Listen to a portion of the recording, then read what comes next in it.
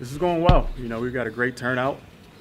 Obviously, a ton of local talent here. And the thing that I've always stressed about these types of events is that I'm going to come in with an open mind. It's a clean slate for everybody. No matter where you played, no matter how long it's been since you've played, today's a great opportunity for everybody. It's a great opportunity for our staff to kind of get to know each other as well. So it's a good day for us.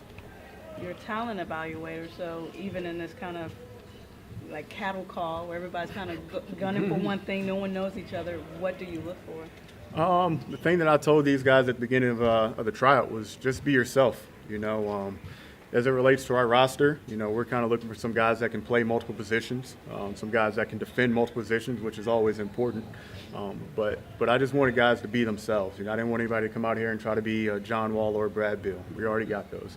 We wanted those guys to come in and be confident in their skill set, no matter what it is. And that's ultimately how you're going to make a team. You're not going to make a team trying to be anybody other than yourself. So what I've seen today, guys are putting their best foot forward. You can tell some guys are a little bit out of shape, but so far it's been good. It's been a great experience for everybody, I believe. A lot of players here. What's the evaluation process like? I assume you guys are filming this. I mean, maybe that's a dumb question. Yeah, we are filming it. We've got lots of coaches at each basket. Myself and our GM, Pops Mensah, everybody knows him. He's doing a great job of evaluating as well. We're trying to bounce from court to court. But at the conclusion of this, we're all going to take our notes, combine them, and figure out who we want to have to invite to camp, to our training camp in a few weeks. And that's kind of the process that it goes. But again, some guys that we may not pick for our camp or may not take from this event itself, we'll at least be able to see those guys during the G League draft.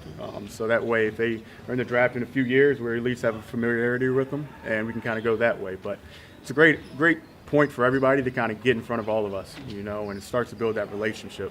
How many people do you want to take from this experience to training camp? How many people are you looking for? 4, 5, 3? How many? Yeah, we can take up to 4 from this event to our training camp. So 4 is a great opportunity. We've got over 100 guys that we're going to lay eyes on today. So as you guys know, it's going to be very competitive, as you guys can see. But by the law, we're able to take 4 to camp with us. And again, it's not saying they're going to make the team, but this is an opportunity for those guys that wasn't necessarily here in previous years. So we're here for the people. We're here to provide that opportunity for the environment. This is our chance, and I think for a lot of people's chance, the first time to lay eyes on the building itself. What stands out to you about this place? It's beautiful. It's a state-of-the-art facility. They've done a great job of organizing it and structuring it. And as you can tell, that it's very meticulous with some of the way the way it's laid out. From one court to the next. You can tell that it was a very detailed plan, which is why it's taken a little bit of time. But if our ownership, they want to make sure things are perfect before people can put eyes on it. We've got a great team that are trying to put us in different areas of the facility, if that makes any sense. Because obviously once the GoGos start, the Wizards are going to be in season, so the Wizards are going to have their locker room, and the GoGos are going to have a separate area for our locker room as well. So there's a few nuances that go into this building that's going to be functional for all of us. What did you want to have here in this building for you and your team? Yeah, I want it to be a great environment. I think the arena itself, 4,000-seat arena, is going to provide a great G League environment. I think we'll be able to hopefully sell out a ton of games, and bring a lot of excitement, a lot of energy to the community, to the neighborhood. And with that being said, I think the acoustics in that gym, as you can hear, they're going to be great, So we're going to get our fans involved, and they're going to feel like they're right on the court, like they're a part of the action itself. From your perspective, how do you have the players keep their focus on playing for your G League team as opposed to the focus constantly being on what do I need to do to make that next step to the NBA? Yeah, you hit it. I never want the focus to be, personally, I never want the focus to be on me. It's always about the players. And I think that's kind of a trickle-down effect. I think the focus needs to be on them and their development, no matter where you are. There are guys in the NBA that need to develop. There are guys in the G League that need to develop. So if you can just focus on the development aspect, you're going to get the best version of yourself possible.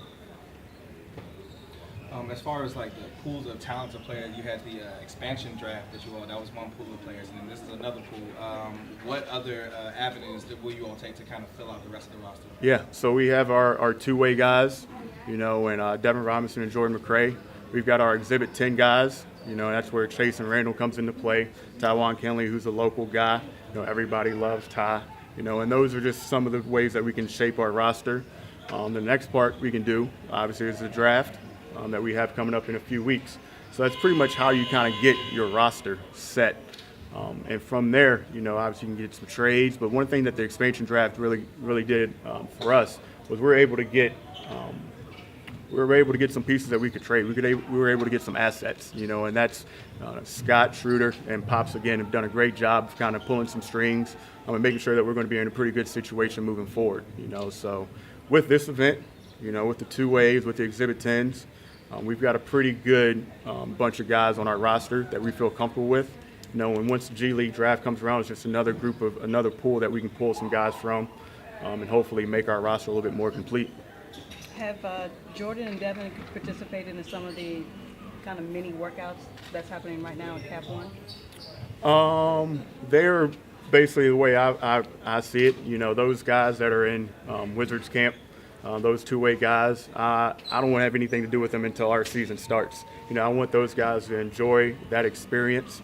For those guys like Ty Kinley, it's his first time going through a NBA training camp. I don't want to take that experience from him.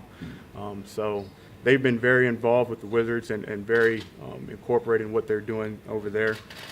And again, one of the things that we've talked about the most was just being inclusive with each other. The things that we're trying to do, we're trying to mimic that of the Wizards. So with that being said, our coaching staff has been over there a ton, myself included, and just building relationships with the Wizards staff. And I think that's really important. And the more that our staffs can be aligned with what's important and what we value, I think it's just going to directly benefit our players. This is a unique event. And there's a fairy tale aspect to it, obviously. Mm-hmm. So how cognizant are you to 99% of the guys here? I'm going to be the one to end that dream for them. Yeah. It's a unique question. There's some things in life called reality, and I think one of the things that we've done today, we've done a really good job of making it competitive. And I know in some other tryouts, there have been the guy that showed up that was born in the 50s and he had his Chuck Taylors on and he was just trying to make one more go at it, right. And I think those players kind of weed themselves naturally. Yeah. And I think by the end of it, if you're a realistic person, you kind of know what's going on from here. But from this event, our front office will communicate to the players and their agents, and we'll try to be in touch with those guys sooner than later. But the likelihood of a lot of those guys making it, isn't very high. So like I said, we're hoping to pull at least four guys, a maximum of 4 guys to our camp. So, the numbers are not in a lot of people's favor.